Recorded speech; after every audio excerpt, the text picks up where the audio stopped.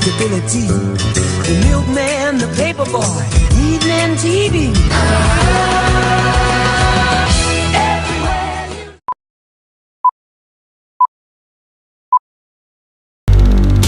Alright now look, it's the 18th century, and things just haven't changed much.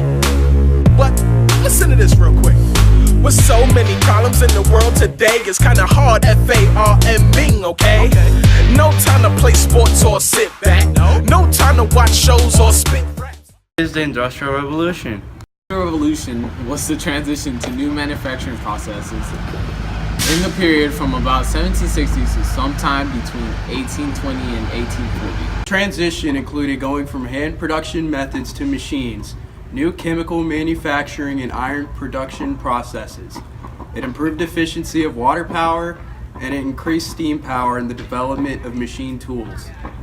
Within a few decades, it spread to the United States and other parts of Europe. During 1807, river transportation started. Boats were starting to use for transportation. 7. John Deere made the steel plow. 1843, Elias Howe created the sewing machine. 61, the first railroad in America was made, and later in 1869 they made the second one. How did this revolution change the world?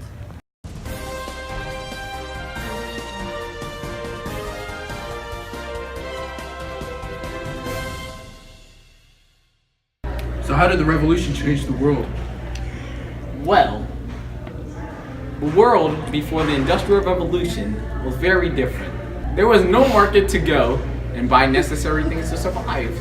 Factories were around, but not like there is today. After the revolution, manufacturing was done in people's homes. There was no Amazon, there was no Walmart, there was no place you could go to actually buy stuff other than like your local market for like food or something. But after the revolution, it all changed.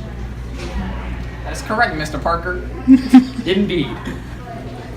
The Industrial Revolution allowed people to buy things like clothes that were not handmade and food that was not grown from slave labor. Slave labor. Slave labor. The revolution made living conditions a lot better for citizens of England. It created a lot of new jobs, increased trade, and new technology was made. Oh, yes, Derek. Today we're going to interview a child in one of the factories. Alright, come on, join me. Hello there, Sonny. Hi, sir. So how old are you? I'm 7. I about to turn 8. How much did you get paid here? Not that much. About €1 a day. Maybe a week. Different. Oh, so how many hours do you work? About 60 to 80 a week. That must be pretty bad. How's your family and your friends? Most of them are dead. It's pretty sad. All my friends have diseases. Their arms are cut off like mine. Whoa. His arm is cut off. Well, nice talking to you there, son. Back to you, Parker. The conditions in factories during England in the Industrial Revolution were not good.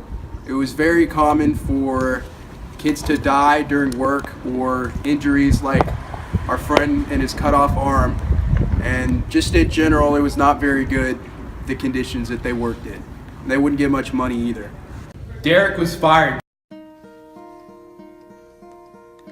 Hello, darkness, my old friend.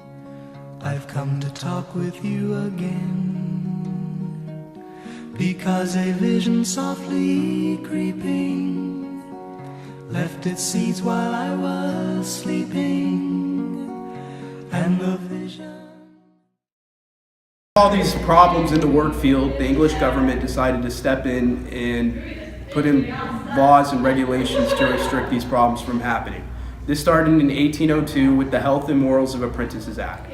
This said that you could only work 12 hours a day and required employers to provide education, clothing, and a place to live.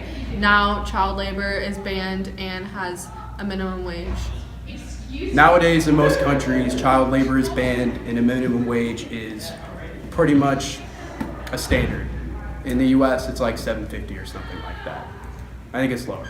How does the revolution affect us today? Electricity was discovered during this time, and people now rely on electricity for everyday processes.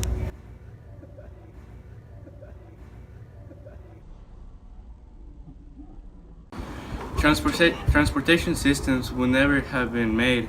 We'd still be riding horses instead if they never made trains or boats.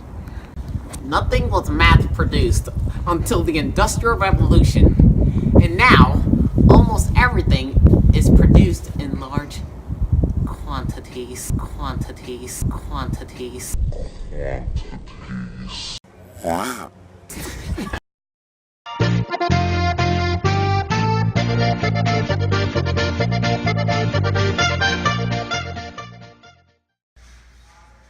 It was when the world shifted from old manual labor to the efficient machinery that we have today. Hello? Hello. So, basically, the revolution made everything we need to live more available and made producing it more efficiently.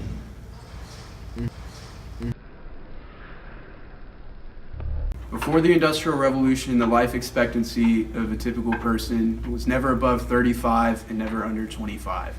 And education was a privilege, not a right to everybody. Before the Revolution, there were only about 300 or so factories in England, but after, there were about 3,000. Wow.